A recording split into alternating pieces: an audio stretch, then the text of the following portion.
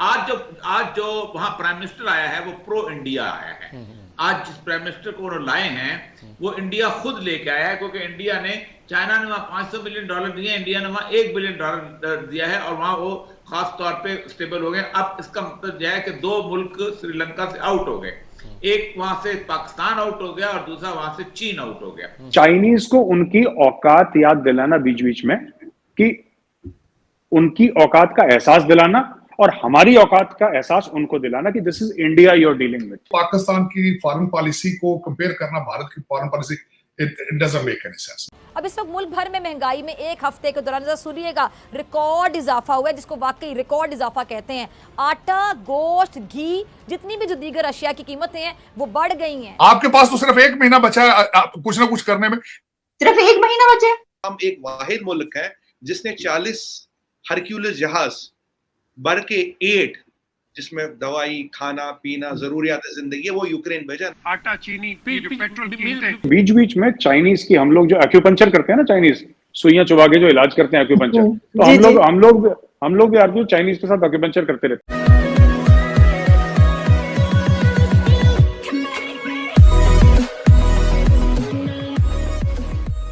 नमस्कार दोस्तों, अब यहाँ पर बात हो रही है नेपाल और श्रीलंका जैसे कंट्रीज़ की।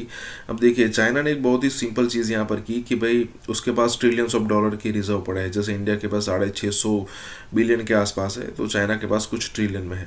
तो बात दरअसल ये है यहाँ पर कि छोटे मोटे कंट्रीज़ को अगर ख़रीदना है, और ख़रीदने अगर आप प्रॉपर वर्ड नहीं मानते तो आप ये समझिए कि कुछ पैसे देकर वहाँ की जो डिसीजंस है वो आप अफेक्ट कर सकते हो। जैसे कि मान लीजिए श्रीलंका कुछ चाहता है कि हमें इस टाइप के डिसीजंस इंडिया के साथ लेने हैं, तो अगर चाइना ने यहाँ पर पैसे दिए हैं तो वो उस चीज़ को यहाँ पर चेंज करवा सकता है। और चाइना ने किया भी बिल्कुल ऐसा ही था श्रीलंका जैसे कंट्रीज़ के साथ या फिर नेपाल जैसे कंट्री के साथ। और नेपाल की तरफ से तो बिल्कुल स्टेटमेंट आ रहे थे इंडिया के खिलाफ, लेकिन जैसे यहाँ पर इंडिया एक्टिव हुआ, दोनों कंट्रीज़ के अंदर सरकारें चेंज हो गई और दोनों सरकारें जो अब जो वहाँ पर है वो प्रो इंडिया हो गई है। मुझे तो ये भी लगता है कि वहाँ का जो इलेक्शन होंगे उसके लिए एक स्पेशल इंडिया की तरफ से टीम जाती होगी, उसके लिए माहौल बनाने के लिए कि भाई यहाँ पर ये गवर्नमेंट ना आ जाए दूसरी वाली, अदरवाइज फिर से यहाँ पर चाइना का इन्फ्लुएंस बढ़ने की पॉसिबिलिटी है। हालांकि अब वो भी कम है, क्योंकि उसकी अपोजिशन जो पार्टी है उसको भी पता है कि भाई चाइना के साथ रिलेशन आगे मेंटेन रखने में कोई बेनिफिट है नहीं। इसी के साथ ये वीडियो शुरू करते हैं। क्या आपको ये सारी जो सूरत मैंने बयान की है, अब कहाँ खड़े हैं? रखिए, आप पार्टीजन तो है नहीं, आपका एक ट्रेंड हो सकता है, माइंड हो सकता है, इस तरफ हो सकता है, उस तरफ हो सकता है, लेकिन जहाँ हम अब खड़े हैं यहाँ, इस तो क्या करें?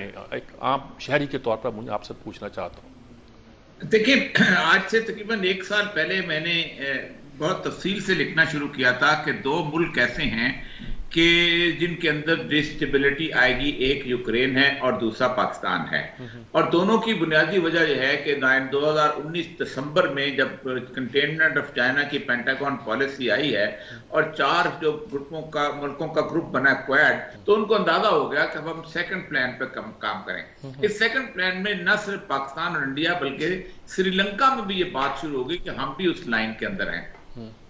और आज से 2-2.5 साल पहले उन्होंने कहा था कि वो चाहते ये हैं कि श्रीलंका का जो एडम्स ब्रिज है वो इंडिया का ब्रिज इकट्ठा किया जाए, और उसके साथ साथ सबसे इंपॉर्टेंट चीज यह है कि हबन तोता की जो बंदरगाह चीन को दी गई थी वो वापस ले ली जाए। और ये सारा प्लान का था, जिसके अंदर उन्होंने वहां कर लिया कामयाबी से। आज जो वहां प्राइम मिनिस्टर आया है वो प्रो इंडिया आया है। आज जिस प्राइम मिनिस्टर को उन्होंने लाए हैं वो इंडिया खुद लेके आया है, क्योंकि इंडिया ने, चाइना ने वहां $500 बिलियन दिए, इंडिया ने वहां $1 बिलियन दिया है और वहां वो खास तौर पे स्टेबल हो गए। अब इसका मतलब यह है कि दो मुल्क श्रीलंका से आउट हो गए, एक वहां से पाकिस्तान आउट हो गया और दूसरा वहां से चीन आउट हो गया। अच्छा, दूसरी बात यह थी कि वहां पर यूक्रेन के अंदर 2014 में जब ग्रीन रेवोल्यूशन आया है तो रूस ने फौरन क्रीमिया पे कब्जा कर लिया था ताकि कुछ ना कुछ रास्ता तो हमें मिले, लेकिन उसके बावजूद भी उसके खौफ मुसल्लत किया गया कि यहाँ पर यूक्रेन के अंदर हम नेटो में शामिल करेंगे और यहाँ न्यूक्लियर वॉरहेड लगाएंगे, और अब वहां रूस आ गया है और वो मामला भी खत्म। तो अब हम उस चुंगल में फंस गए हैं। हमारा मामला भी वही है। आपने सुना ही होगा एक चाइनीज मोबाइल फोन कंपनी का, पता नहीं कौन सी कंपनी है, मैं नाम भूल गया उसका, उस कंपनी का कर दिया। तो ऐसी बात नहीं है, $1.25 अरब का उनके एसेट्स भी हमने फ्रीज कर दिए, उनके ऐप भी। बीच बीच में चाइनीज को मैं बता रहा हूँ डोज मिलती रहनी चाहिए हल्की हल्की सी। तो उनको पता लगेगा कि बैटिंग हम भी करेंगे, कभी कभी चाइनीज करेंगे, कभी कभी हम भी करेंगे। चाइनीज की आदत क्या है किसी भी रिलेशनशिप में कि सिर्फ बैटिंग चाइनीज करेंगे, बाकी साइड फील्डिंग करेगी चाइनीज। तो हमने चाइनीज को बता दिया। तो बीच बीच में चाइनीज की हम लोग जो एक्यूपंचर करते हैं ना, चाइनीज सुइयां चुबा के जो इलाज करते हैं एक्यूपंचर, तो हम लोग भी आर्ग्यू चाइनीज के साथ एक्यूपंचर करते रहते हैं बीच बीच में। चाइनीज को उनकी औकात याद दिलाना बीच बीच में, कि उनकी औकात का एहसास दिलाना, और हमारी औकात का एहसास उनको दिलाना कि this is India you are dealing with. जब तक दोस्ती है, जब तक दोस्ती है, नहीं है तो फिर तुम्हें बहुत कष्ट पहुंचेगा, दुख होगा, तुम्हें दर्द भी होगा। And we can inflict pain on the Chinese. There are many veg.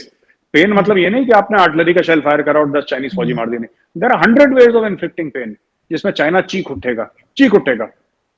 China की अगले 3-4 साल में इंटायर एप्पल की मैन्युफैक्चरिंग फैसिलिटी में आपको बता रहा हूं इंडिया आ जाएगी।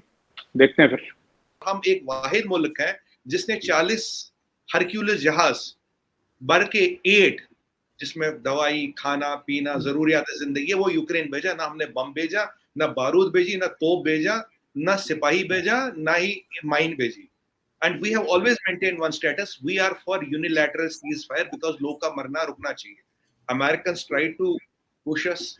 आपको याद होगा यूके ने पुश करने की कोशिश की, फ्रांस कुछ बोला नहीं, जर्मनी ने की, then they backed out. Then eventually the world got to know, Germany ने भी एक प्रेस रिलीज इशू किया था, we cannot dictate policy terms to India।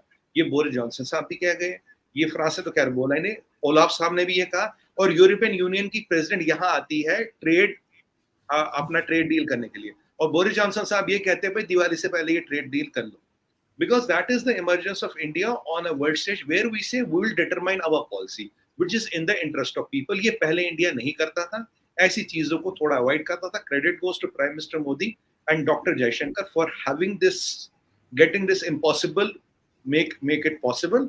और कोविड में हमने सबकी मदद की। आज भी हम कह रहे हैं रशिया यूक्रेन कॉन्फ्लिक्ट में आरजू जी, दुनिया में 30% वीट की शॉर्टेज हुई है, क्योंकि दुनिया का 30% वीट जाता था रशिया यूक्रेन से।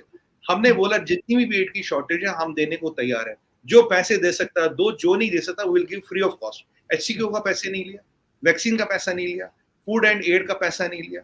So we have always stepped up to the occasion as a responsible power। Afghanistan में भी हमने भेजा वीट, जो पाकिस्तान ने काफी दिन तक रोके रखा। आपका प्रॉब्लम तो करप्शन है। आपका प्रॉब्लम तो इस वक्त $11 बिलियन आपके रिजर्व है सारे, वो उनमें से 1.5 बिलियन आपका अपना, बाकी सारा तो लोगों का, सऊदी और चाइना का। वो उसमें आपके पास तो सिर्फ 1 महीना बचा है कुछ ना कुछ करने में। इमरान खान साहब ने, उनके पास कौन सी जादू की छड़ी आती है, वो हर चीज ठीक कर लेंगे दोबारा। बल्कि इमरान खान सिर्फ 1 महीना बचे, 1 महीना 1.5, मुझे 2 महीने पहले मैंने देखा था, लेकिन अब तो 1.5 महीना रह गया। आप मुझे ये बताएं, हालात इतने खराब हैं, क्या वजह थी जो बात स्काइप पर, फोन पे नहीं हो सकती थी? नवाज शरीफ साहब ने सारे लोगों को बुलाया वहां पे, कौन सी ऐसी बात? सबसे बड़ा मसला मैं बता रहा हूं आपका, इस वक्त क्राइसिस आ रहा है, आपका मुआशी इशू है, इकोनॉमिकल प्रॉब्लम्स है। वो खुद परेशान हो गए हैं कि हमने इस चीज को किस तरह हैंडल करना है। पेट्रोल की कीमत जो पास ऑन नहीं हो रही, उसकी वजह से आपकी हर चीज रुकी पड़ी है। आईएमएफ भी उसकी वजह से रुका पड़ा, और जो दो बाहर के लोग आपको पैसा देना चाहते हैं वो भी कहते हैं आईएमएफ की शराइत मांग आप एक्सेप्ट करोगे फिर हम आगे चलेंगे।